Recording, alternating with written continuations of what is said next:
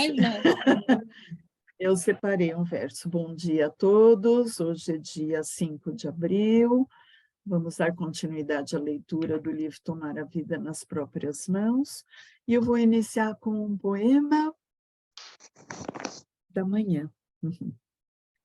Luz matinal da eternidade, luz de inesgotável luz, envie-nos nesta manhã teu raiar ao meu rosto e ao fulgente por teu poder a nossa noite de trevas.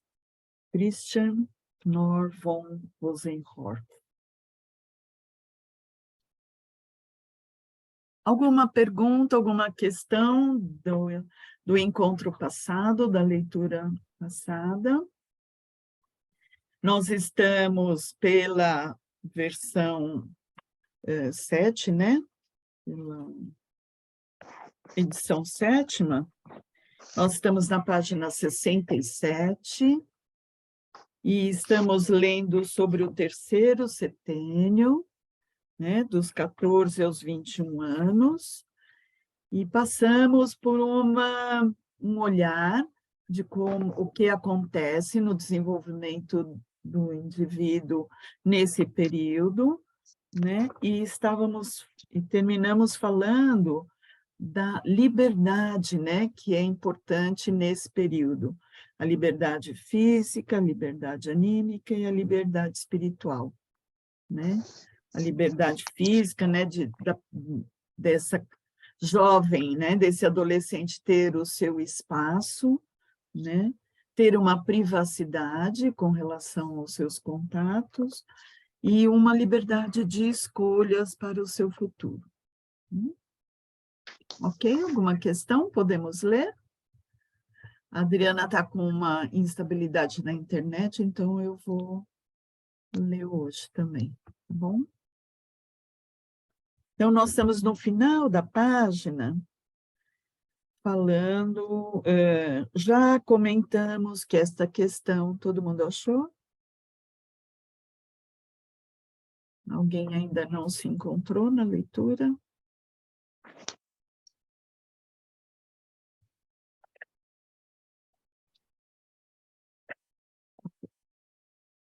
Já comentamos que esta questão profissional deve tornar-se mais visível a partir dos 18 anos e meio.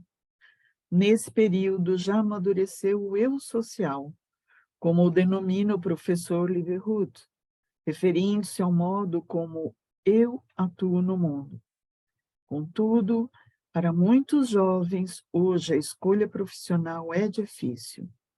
Às vezes, eles passam por várias experiências de trabalho até encontrar seu ambiente, ou trocam frequentemente de faculdade. É preciso ter paciência. Na fase dos 18 anos e meio aos 21 anos, temos como que uma maturação final no osso do osso cérebro, do nosso cérebro, desculpa. Aliás, desculpa, gente.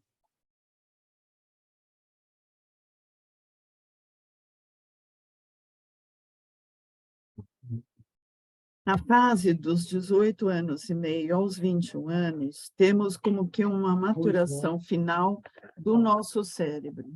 Espera um pouquinho.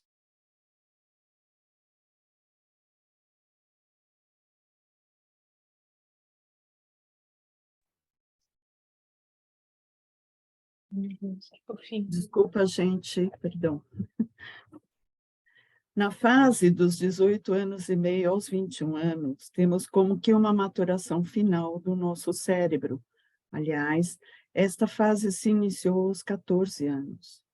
As células nervosas são sensíveis ao álcool, às drogas e aos tóxicos.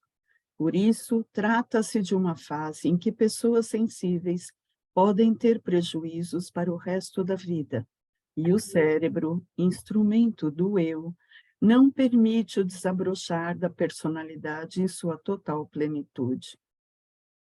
Essa é, então, uma época em que doenças psiquiátricas podem tornar-se manifestas, sendo também propícia às seitas que praticam lavagem cerebral nos jovens, a fim de angariá-los para seus propósitos. Também é a época em que, na maioria dos países, está instituído o alistamento militar.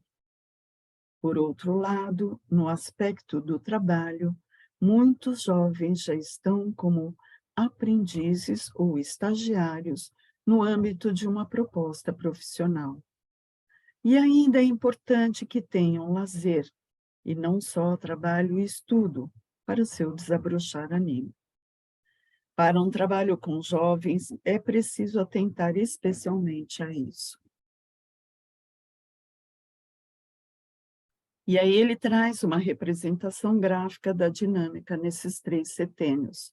Então, são 3 quadrinhos, onde no primeiro setênio a criança, né, tem uma dependência física, influências externas fortes, adquirir experiência física. O segundo quadrinho é uma troca com o ambiente, eu e tu. Experiência social, respirar. Inspirar e expirar o mundo. E o terceiro quadrinho, correspondente ao terceiro setênio, é uma experiência adquirida. Quero modificar o mundo, imponho-me aos outros, cheguei. Então, é um ir para fora. Então, essa é uma dinâmica desses 3 primeiros setênios que se repete nos demais setênios, né? Nos próximos 3 setênios, né? Primeiros 7 anos é um inspirar, depois os 7 seguintes é uma troca e depois é um expirar. Algum comentário, Adriana, sobre isso? Não. Tipos planetários. Para uma orientação profissional ou educativa, vale a pena olharmos para os tipos planetários, oriundos das 7 potências planetárias que aparecem na adolescência, sobrepondo-se ao temperamento, que já vimos anteriormente. Então, só relembrando, o primeiro setênio, né, tem a ver com constituição, né, característica da criança, mais cósmica ou mais terrena, né, mais acordada, né? No segundo setênio, o que se estabelece é o temperamento, né, que são 4. E agora, no terceiro setênio, aparecem as forças que atuam na alma, a partir de qualidades planetárias. Bom dia, Cecília.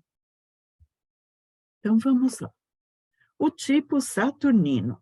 Odile, Pois não. talvez a gente possa contextualizar aqui, né, dessas terminologias que a gente fala de tipos planetários, que eu acho que é interessante porque quem estuda um pouco, né, astronomia ou astrologia pode fazer alguns questionamentos. Uhum. Mas isso é, na verdade, assim, nos tempos bem longínquos, né, na época dos gregos, eles deram os nomes também das semanas, né, baseada nos nomes dos deuses do Olimpo, que estão associados aos planetas clássicos da astrologia helenística.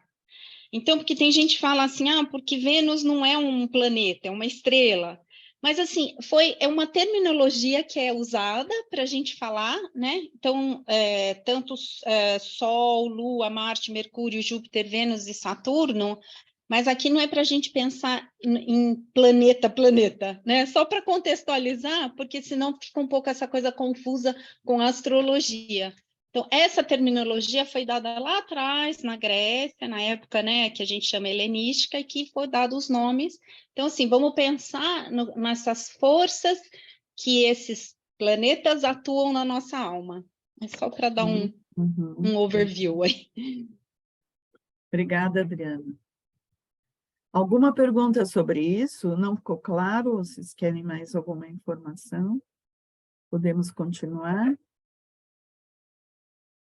Ok. O tipo saturnino.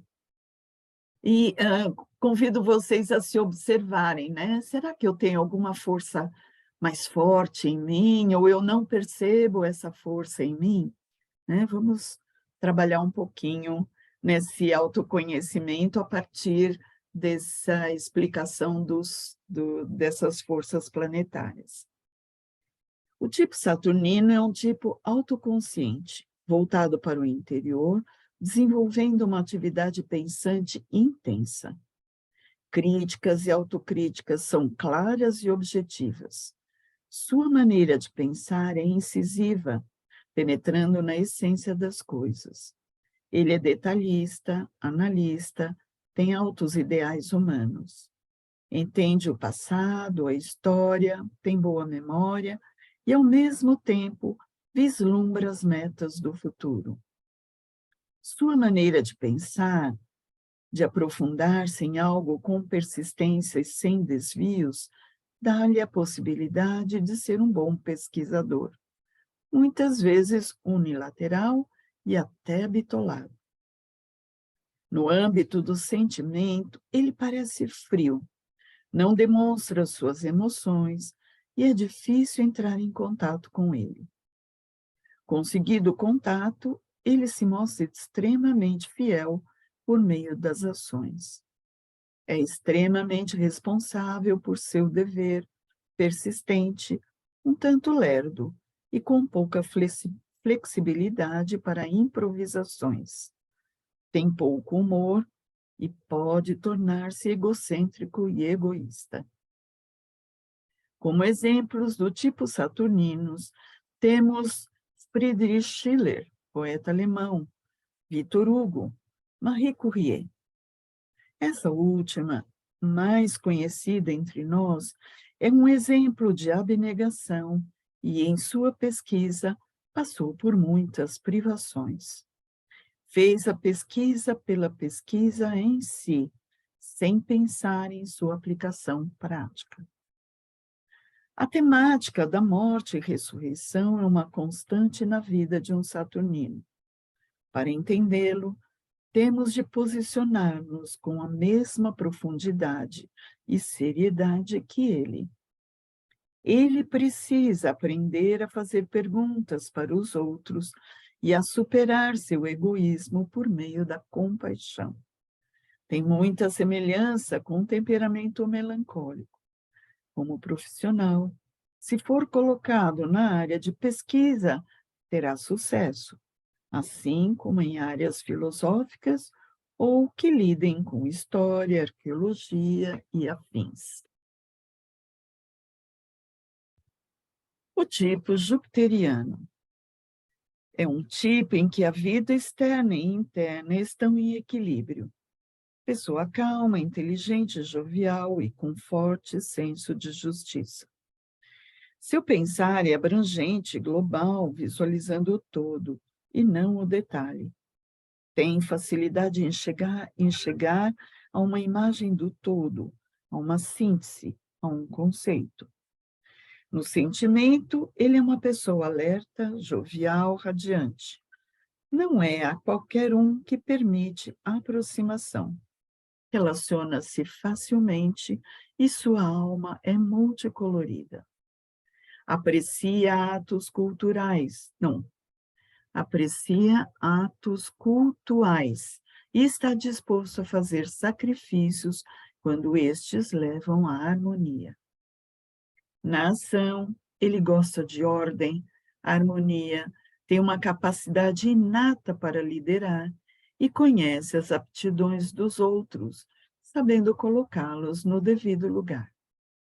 Sabe transformar a experiência da vida em sabedoria e aproveitar o momento. O perigo é o de tornar-se autoritário, impaciente e orgulhoso. É importante que ele aprenda a humildade. Como imagem desta humildade, temos Jesus, que lava os pés dos seus discípulos na Quinta-feira Santa. Exemplos típicos são Goethe e Aristóteles. As áreas profissionais adequadas seriam como empresário, gerente, líder político e estratégico, organizador. Mas também pensadores e filósofos podem ser jupiterianos. É importante que a esse jovem sejam dados desde cedo conteúdos pensáveis, onde ele vai estar mais satisfeito, né?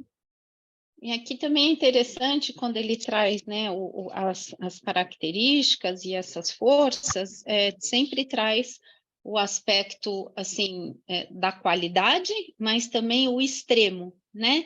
Se tiver nas polaridades, como que isso atua né, no homem. O tipo marciano, ele é a expressão da força acumulada que se dirige para o exterior e para o futuro. Aqui na Terra, tenta transformar seus ideais em realidades práticas, tendo, portanto, todas as características de um iniciador, de um pioneiro. Marte é o símbolo da força masculina, mas também há mulheres do tipo Marte, bem típica do tipo colérico. A vontade domina o sentimento e o pensamento. Ele tem de sentir-se livre, desimpedido, ou a confrontação com ele termina em briga. No pensar, o tipo é bem acordado e presente.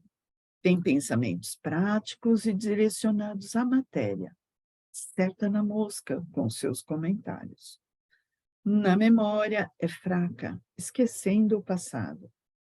Ele é bom e convincente no discurso, na palavra. No sentimento, ele é entusiasmado, apaixonado e caloroso. Não tolera ser posto de lado ou não ser percebido. Muitas vezes, porém, esconde seus sentimentos atrás de um escudo. Na ação, é do tipo pioneiro, ativo, realizando suas metas. É difícil desligar-se de seu trabalho. Sua força ele a coloca no esporte, no trabalho. Precisa sentir-se livre para o movimento. Sente segurança e independência. Não tolera críticas. O excesso de força de Marte pode levá-lo à agressividade descontrolada, principalmente se ingere bebida alcoólica. É importante que seu interlocutor consiga manter a calma. É pessoa de coragem. Como exemplos históricos, temos Napoleão e Beethoven. Todas as atividades práticas lhe são preferidas. Ele gosta de vencer desafios e abre frentes para algo poder acontecer. O tipo marciano tende a aprender a superar a si mesmo e a dirigir suas forças para o âmbito certo. É importante que execute trabalhos onde possa usar sua força física. O tipo venusiano. O sentimento predomina em relação ao pensar e ao agir. É o tipo feminino por excelência, mas que pode ocorrer também no homem, dando-lhe sensibilidade. É o tipo estético, que gosta de beleza e irradia amor. No aspecto do pensar, o sentimento participa, tornando-o fantasioso, criativo e cheio de imagens e percepções do não visível. Ele pode apresentar uma certa vidência que precisa ser ordenada pelo pensamento para não tornar-se alucinação. No sentir, o tipo venusiano é caloroso e movimentado. Ora está nos céus, ora está no abismo. As simpatias e antipatias são direcionadas pela estética. Ele se deixa levar por fantasias e ilusões. Gosta de sentimentos religiosos. Na ação, é uma pessoa que gosta de cuidar dos outros e de tornar o ambiente agradável. Dá valor às aparências. Sua motivação é o amor, pelo qual até se sacrifica. Uma de suas atividades principais é a arte, que ele pratica como hobby ou profissão. Muitas atividades terapêuticas necessitam dessa qualidade venusiana. Entre os músicos, por exemplo, Haydn possui uma qualidade venusiana. Também a possuem Madre Teresa e São Francisco de Assis. É importante que o tipo venusiano aprenda a objetivar pensamentos e sentimentos, que a parte do pensar lógico seja ativada e que ele aprenda a distinguir a fantasia da realidade. O tipo mercurial é pequeno, ágil e flexível. Está com todos e com ninguém. É um mediador entre o mundo externo e interno, entre o céu e a terra. Vive no presente. No pensar, tem uma faculdade de combinação muito grande. Por exemplo, de muitos sintomas deduz um diagnóstico. Podemos falar de um pensar associativo. Ele percebe logo onde há escassez e vai buscar onde há excesso. É como o tipo sanguíneo. Tem dificuldade em concentrar-se e pula de um assunto para outro. Ele é ávido de saber e curioso. É inteligente, tem boa memória, inclusive dos detalhes. Fala bastante, tem presença de espírito. Em seu sentimento é aberto, tem bom relacionamento com todos, mas certa dificuldade em relacionar-se mais profundamente com alguém. É como um marinheiro que em cada porto tem uma amante. É menos ativo, mas reage ao mundo externo. Geralmente é alegre e tem bom humor. Na ação, ele é rápido, flexível, ajeitado e se adapta facilmente às circunstâncias. Gosta de ser útil.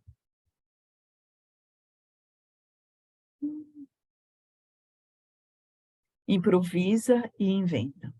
Por sua capacidade associativa, será um bom comerciante, guia turístico, mas também médico ou mediador de negócios ou de conflito entre pessoas. Põe as coisas em movimento e traz inovações. Não deixa as coisas estagnar. Ele precisa aprender a fazer escolhas entre as muitas coisas que aprecia fazer e ligar-se mais profundamente a elas, e igualmente no relacionamento. Deve aprender a escutar e, por meio de perguntas, interessar-se mais profundamente pelo outro. Como exemplo do tipo mercurial, temos Mozart e Albert Schweitzer. Não sei falar esse nome. Schweitzer. Tipo lunar. É mais arredondado, parecido com o ser de temperamento fleumático, sempre aparentando ser mais jovem do que realmente é. Irradia calma e é bem passivo. Espelha, como a lua, o ambiente.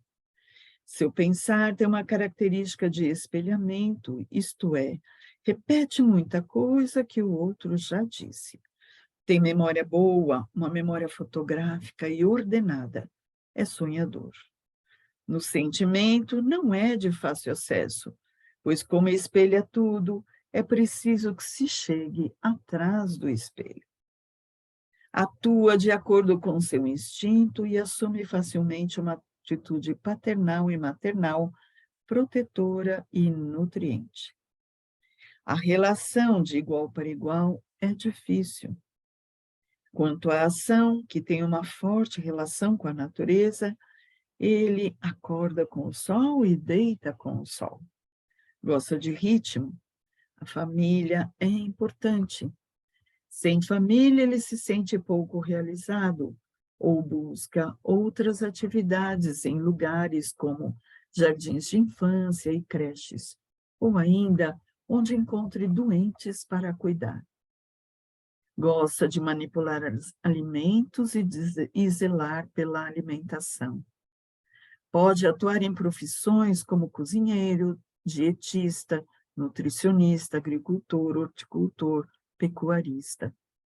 O tipo lunar gosta de colecionar coisas e ordená-las, de pintar a natureza ou de reproduzi-la em fotografias. Arquivar e preservar o passado para ser consultado no futuro. Como exemplo de tipos lunares, temos o músico Schubert, cheio de fantasias e descrições da natureza em seus motivos musicais. A artista de cinema Marilyn Monroe também foi um tipo lunar. Goethe, que era predominantemente jupiteriano, tinha bastante elementos lunares, o que lhe permitiu fazer uma enorme coleção de coisas da natureza e da arte, catalogá-las e depois usá-las para suas pesquisas. O tipo lunar deve ser ativado para sair de sua passividade, principalmente por meio de atividade artística. E, por fim, chegamos ao tipo solar. É um tipo em que, de certa forma, as outras 6 forças estão em equilíbrio. As forças do coração predominam. Ele tem um coração magnânimo e um grande senso de justiça. O sol traz luz, expressão da sabedoria, calor, expressão do amor, e vida, expressão da criatividade. O tipo é sábio e tem clareza de espírito, grandeza de alma, magnanimidade e altruísmo. Embora seja pessoa luminosa, necessita da luz externa do sol e de bastante claridade. Como é bem dotada, o grande perigo é a indolência. O que os outros tipos têm de lutar para conquistar, o solar possui por natureza, como a capacidade de síntese de várias opiniões, sabendo aproveitar o que os outros dizem, que é a capacidade do solar pensante. No aspecto do sentimento, ele é caloroso e confiante, características que fazem com que confie demasiadamente nos outros. Em sua ação, ele é criativo. Das personalidades já mencionadas, tanto Mozart como Albert Schweitzer e Francisco de Assis possuem este elemento solar. São como o dirigente, o maestro, aquele que consegue fazer com que vários instrumentos toquem uma sinfonia. O que a gente pode falar mais sobre os tipos, né, anímicos, né? Qualidades, essas forças planetárias que atuam no ser humano? Muitas vezes a gente pode perceber umas 2 ou 3 dessas forças que eu tenho mais, né? Tá? Eu percebo isso, né? E isso também me levou a escolhas de atuações no mundo, né? Porque essas forças já estavam em mim. Mas o grande desafio é podemos integrar mais forças, né? O que esse momento da minha vida está requerendo de força anímica, né? Um olhar mais ampliado, jupiteriano, um foco saturnino, né? Uma ação mais decisão, Marte, né? Ou uma escuta, o que eu preciso desenvolver? E essas qualidades, apesar de algumas não tê-las, eu posso desenvolver, eu posso trabalhar e desenvolver, né? Então, aqui o convite é o que eu já tenho, o que eu não tenho, né? E posso desenvolver, e aí eu me interesso, né? Percebo, né, no momento da minha vida como que eu posso buscar essas forças e perceber o que está exagerado também, né? Às vezes eu tenho Saturno demais e estou me isolando da vida, né? Estou pondo tanto foco, tanta pesquisa, né? Marie Curie, né? Que dedicou sua vida a um propósito e não olhou o entorno, né? Tudo bem ser assim, mas se eu percebo, eu posso ampliar, né? Faz sentido isso para vocês? Algum comentário? Olá, Angélica. Angélica ainda não chegou. Ô, Tili, talvez a gente possa trazer assim algum exemplo, né? Uhum. Olhando cada um a sua fase da vida, o seu momento, os seus desafios, né? Então, quando a gente fala de desenvolver algo que para mim é um pouco mais difícil, porque tem aquelas coisas que naturalmente a gente faz, né? Tá na nossa qualidade, né? Na nossa alma. Mas, por exemplo, quando a gente fala de forças de lua, né? Eu acho que aí é um bom exemplo, né? Nutrir. Quando a gente fala nutrir, a gente pode expandir isso tanto para o aspecto físico como para o aspecto anímico também, né? Que momento eu estou na minha vida? Se eu estou com pouca energia, talvez me sentindo muito cansado. Então, o que eu tenho que nutrir? Então, pensar mesmo, né? Nesse aspecto físico, de nutrientes, do que eu posso trazer para mim Uhum, como uhum. qualidade. E também a gente pode pensar em nutrir, né? Bons pensamentos, bons hábitos, aí vai para uma qualidade mais sutil, né? Então, quando a gente olha para as forças que atuam, a gente pode olhar num âmbito um pouquinho maior, né? Não ficar só ou no pensamento, ou nas forças, né, assim, do coração, mas trazer isso para uma ação genuína, né? Uhum, Que me uhum. coloca no movimento, me coloca a serviço de algo que eu preciso realmente olhar, tanto para mim como para o meu entorno, né? Eu não sei se ficou claro assim esse exemplo. Muitas vezes no trabalho, né, o que faz um grupo ser eficiente? Quando eu junto essas qualidades. Eu não sou boa de fazer relatório, mas tem alguém que é bom em fazer relatório, né? Eu não sou tão boa de ficar buscando, pesquisando, mas alguém é. Mas pode deixar com aquela outra pessoa que ela vai negociar, ela vai, né, trabalhar, né, alguma questão que esse grupo está precisando e vai negociar bem, né? Quantas vezes a gente não está, mesmo na família, né?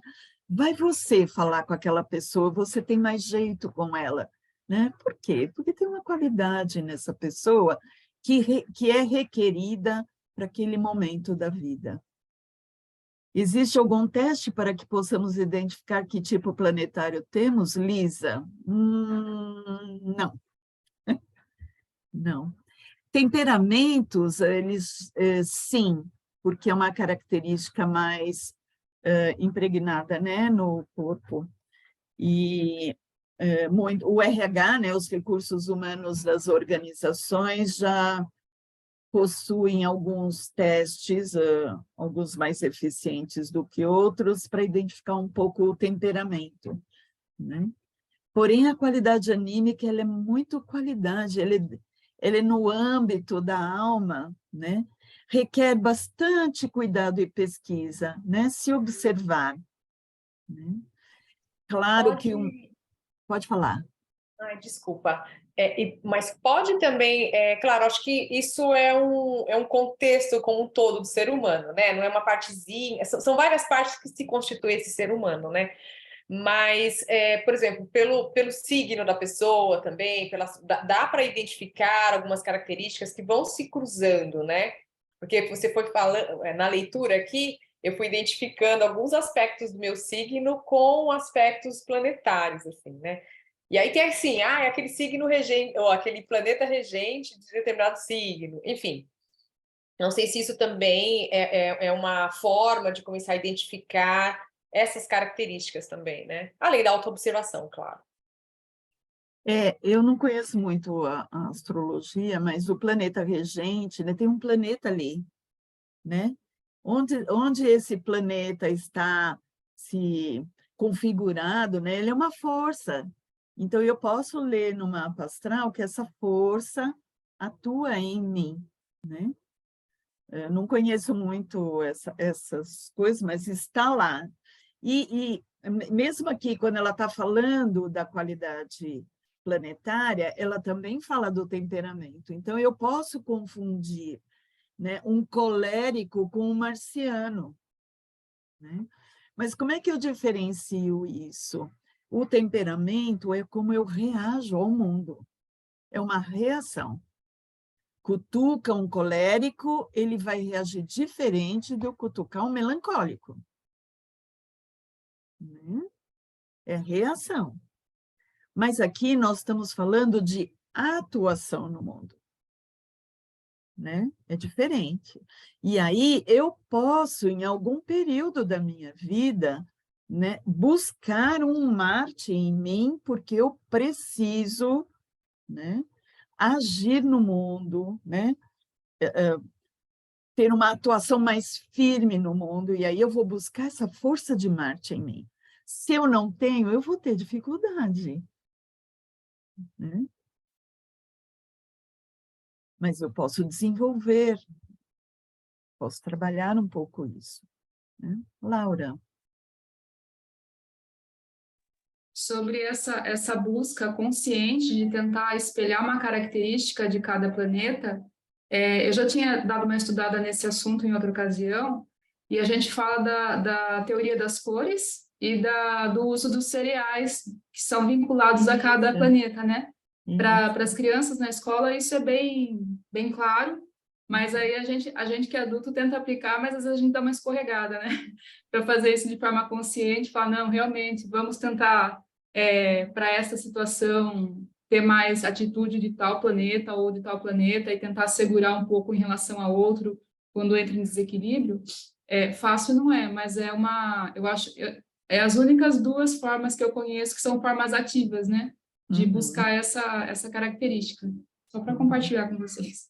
E aí o terapeuta artístico, ele pode contribuir, né, na atividade artística, no trabalhar com cores, né, para que eu possa trabalhar esse equilíbrio em mim. E alimentação, né, o que eu não tenho, os cereais, né, já desde criança isso é apresentado para as crianças, para que ela coma de tudo, né?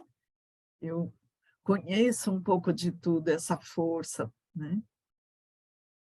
Tudo bem? E como a Lisa falou ali, ela mencionou de zodíaco, né? E da época da influência do signo.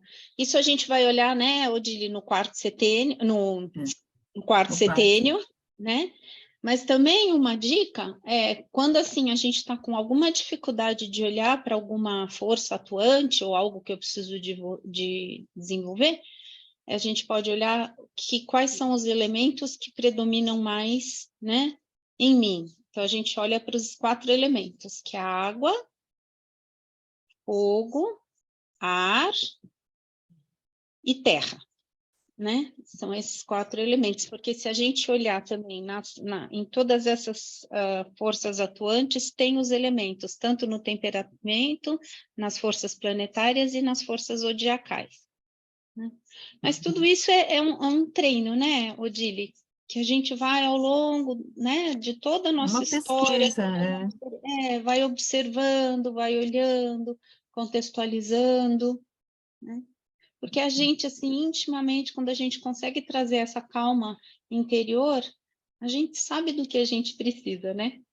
E o trabalho biográfico é justamente esse fortalecimento do eu. Eu quero melhorar, eu quero estar no jogo, eu quero caminhar, eu quero estar na jornada, né? É o eu atuando sobre todas essas coisas. Então, é essa que a gente chama, né, a nossa força de vontade. Você falando, Adriana, as qualidades anímicas, elas estão relacionadas a metais, né? Então, a Lua é prata, Vênus é cobre, né? Mercúrio é mercúrio, né? E você pode chegar mais próximo da qualidade desse tipo planetário olhando esse metal, né? Como que é o cobre? Como que é o mercúrio? O mercúrio, ele é um metal líquido, né? E ele se espalha. E quando se junta, ele junta. É bem esse tipo, é o tipo mercurial, né? Ele vai, ele expande, ele tem um monte de interesses, né? Ele é um bom comunicador, né? Mas também ele reúne, né? Ele é um tipo que reúne. Então, eu começo a aprender um pouco mais essa qualidade. Eu tenho isso? Eu não tenho? Como posso desenvolver, né? E daí vai, dá para falar bastante coisas. Tudo bem? Vamos aqui ao verso que tem em seguida, tu que iluminas o universo, ilumina também a mim e tira a venda dos meus olhos para que eu seja o sol verdadeiro. Está ainda coberto com um véu. Entretanto, em um mar de luz dourada, transluz minha alma. Agora, concede-me vê-lo na imagem da claridade e da verdade pura.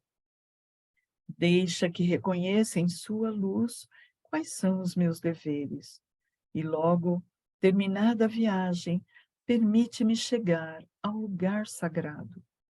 E tu, consolo do universo, brinda-me a força para alcançá-lo em realidade. E tu, ó amor divino, acolhe-me em meus desígnios e mantém puro o eterno raio de minha fiel vontade. Rudolf Steiner. Lindo esse poema, muito lindo. E a seguir ficam aí como sugestões, perguntas sobre esses 3 primeiros setênios, né? Leiam essas perguntas, façam um pouco esse exercício, olhe para si, é um bom trabalho, né? De autoconhecimento. E terminando o capítulo, um poema de Juan Ramón Jiménez, eu não sou eu sou aquele que caminha ao meu lado, sem que eu o enxergue, que eu visito frequentemente e que frequentemente eu esqueço. Aquele que cala em silêncio quando eu falo, que docilmente perdoa quando eu odeio, que fica em pé quando eu morro.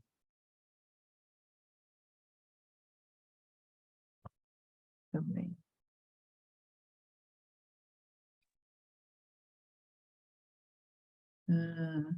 Iniciamos o capítulo 3, temos alguns minutos ainda. Então, olhamos os 3 primeiros setênios, 0 ao 7, 7 a 14, 14 ao 21. São as fases do desenvolvimento físico, né, do indivíduo.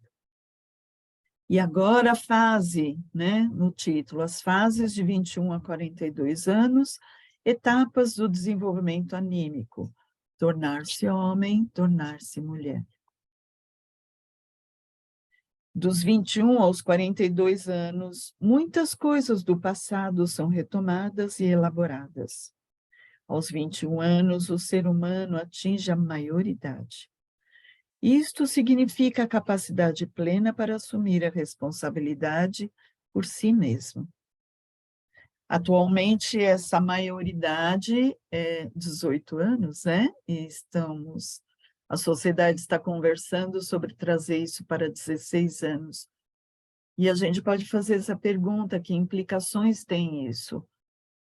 Essa individualidade está madura para ser responsável por si mesmo? Ou nós estamos querendo antecipar isso? E por que queremos antecipar isso?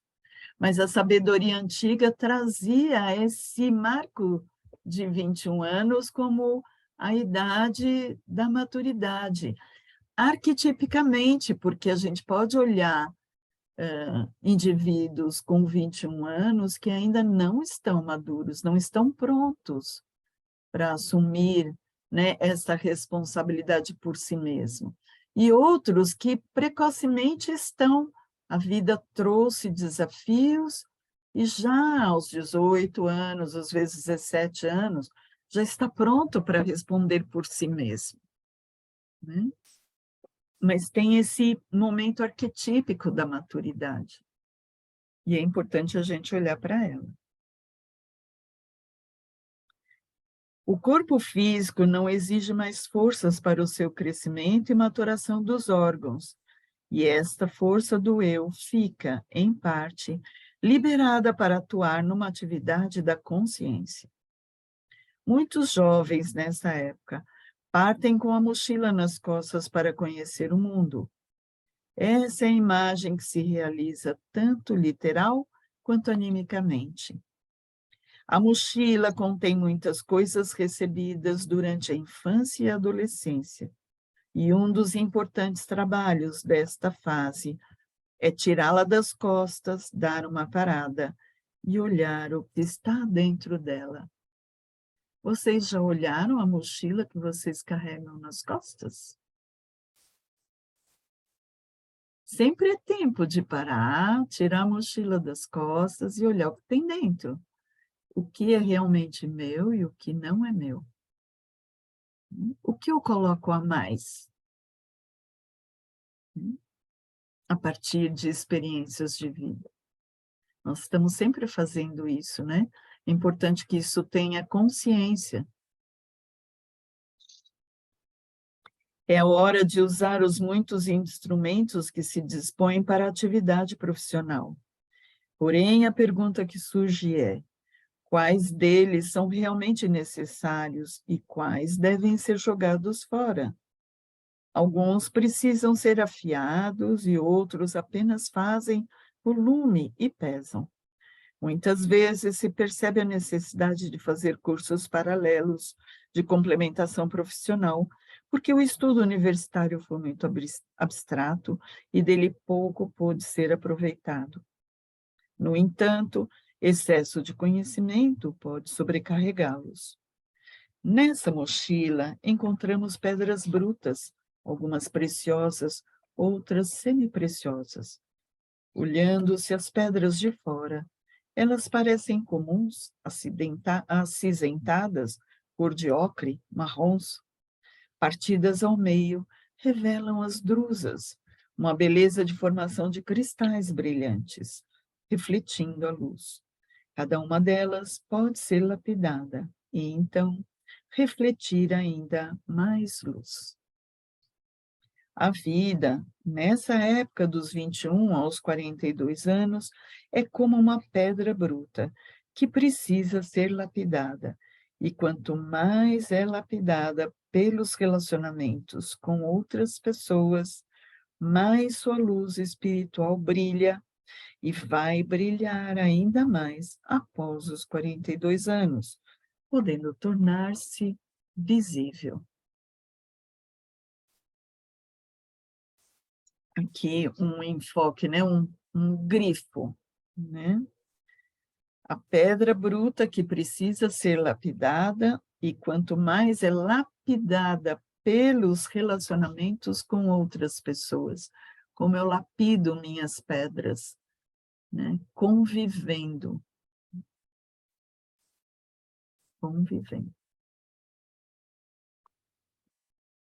Outra coisa encontrada na mochila é um lanche ou uma mesada que até aqui os pais colocaram nela. Agora, tendo-os comido ou gasto, o jovem precisa repô-los sozinho. Hoje é fundamental que tanto o homem quanto a mulher aprendam a ganhar o próprio sustento por si mesmos. O que mais é encontrado na mochila? Enfiando-se a mão novamente, aparece algo pegajoso, gosmento. Rapidamente puxa-se a mão, mas é necessário ter coragem para olhar mais de perto. É aquela coisa pegajosa que nos atrapalha, constituída das normas que aprendemos na infância, principalmente no segundo setênio, como menino não chora, menina não sobe em árvores. Há também os apelidos que maldosamente sublinhavam nossas fragilidades, como, por exemplo, quando éramos desastrados e diziam que tínhamos 2 mãos esquerdas, ou quando nossa sensibilidade incomodava e éramos chamados de chorona ou dondoca, ou ainda quando nossa impetuosidade nos rendeu o título de ovelha negra. Essas classificações nos foram impetradas, mas nossa essência nada tem a ver com elas. É preciso lavá-las, deixá-las para trás e sermos nós mesmos. Colocando a mão ainda mais fundo na mochila, uma coisa gruda como piche. Mesmo esfregando, não sai. O que seria? Poderia ser, por exemplo, um sotaque português de quem nasceu em Portugal e reside no Brasil. Ter 1,5 m e não crescer mais do que isso? Ter aqueles pais que desagradam, mas que, no fundo, foram uma escolha própria. Ter um temperamento colérico e, de vez em quando, estourar. Ou, como signo, ser duplamente gêmeo e, com isso, muito inquieto e superficial. Não é possível modificar todas essas coisas. Elas fazem parte da personalidade. E o ser humano tem de integrá-las em si e não lutar contra elas, pois isso só lhe custaria, além das próprias forças, um grande descontentamento e uma constante insatisfação interior. Com certeza, pode-se encontrar muitas outras coisas dentro da mochila. Cada um tem de buscar as suas.